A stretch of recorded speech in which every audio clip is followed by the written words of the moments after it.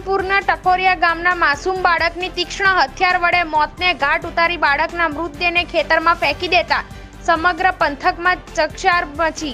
પાલનપુરના ટકોરિયા ગામના 11 વર્ષીય બાળકની ખેતરમાંથી હત્યા કરાયેલી લાશ મળી આવતા ચકચાર મચી છે।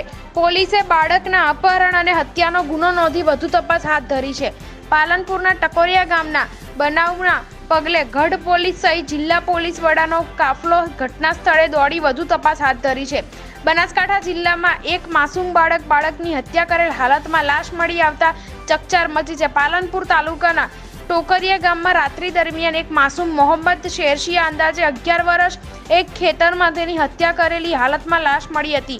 સ્થાનિક ગ્રામજનોને મૃતદેહ નજરે પડતા પોલીસને જાણ કરવામાં આવી હતી। બનાવના પગલે ગઢ પોલીસ અને જિલ્લા પોલીસ વડાનો કાફલો ઘટના સ્થળે પહોંચ્યો હતો। મૃત બાળકની લાશને કબજે લઈ પીએમ અર્થ પાલનપુર સિવિલ હોસ્પિટલ ખાતે ખસેડાયો હતો। આ મામલે ગઢ પોલીસે અપહરણ અને હત્યાનો ગુનો નોંધ્યો છે। માસૂમ બાળકની હત્યા કોને અને કયા કારણસર કરવામાં આવી તે દિશામાં તપાસ હાથ વધુ ધરવામાં આવી છે। Bureau reporter. ગામનો રહેવાસી છોકરો નાનો છે, 11 વર્ષની આટલી ઉંમરે છે એની, અને બહુ સીધો છોકરો છે, એના પપ્પા બી સીધા છે। પણ આ છોકરાને રાતે 10:30 પછી અપહરણ કર્યું હતું, અને અપહરણ કરીને શિબિર કઈ બાજુ લઈ ગયા એ ખબર નથી।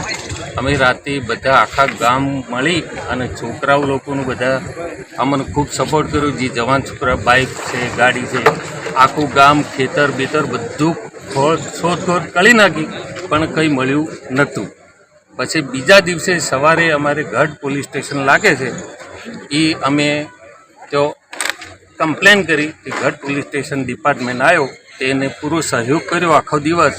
પણ સાંજે 7:01 અમને ખબર પડી કે છોકરાનું મર્ડર કરી નાખવામાં આવ્યું છે। પછી અમે તાત્કાલિક ત્યાં પહોંચ્યા, ગઢ પોલીસ ડિપાર્ટમેન્ટ બધાએ, પણ પછી બીજોને આગળ જવા નહોતા દીધા। આટલા સુધી અમને માહિતી છે, આગળ કંઈ માહિતી નથી। હું પોલીસ ડિપાર્ટમેન્ટ એમનું કામ કરી જાય છે, પણ અમારો સહયોગ આખા ગામનો જવાન, વડીલ, મારી ઉંમરના એ બધા જ એમને કરે છે। અમે કોઈ નળગત રૂપ કરતા નથી, પણ અમારી માંગ એ રહી છે કે જે બી હોય, જે બી સમાજનો હોય, એને પૂરેપૂરી સજા મળવી જોઈએ અને પૂરેપૂરું કાયદા એના ઉપર લાગુ થવા જોઈએ। જે બી કલમો લાગે એ બધા લાગવી જોઈએ, ગમે તે સમાજનો, એટલે પછી બીજાના કોઈને આવી હિંમત ના થાય, એટલા માટે આ રજૂઆત કરીએ છીએ। મારું નામ અબ્દુલ રશીદ ઇસ્માઇલ શેરશિયા, વતની ગામ ટોકરિયા। Okay, thank you.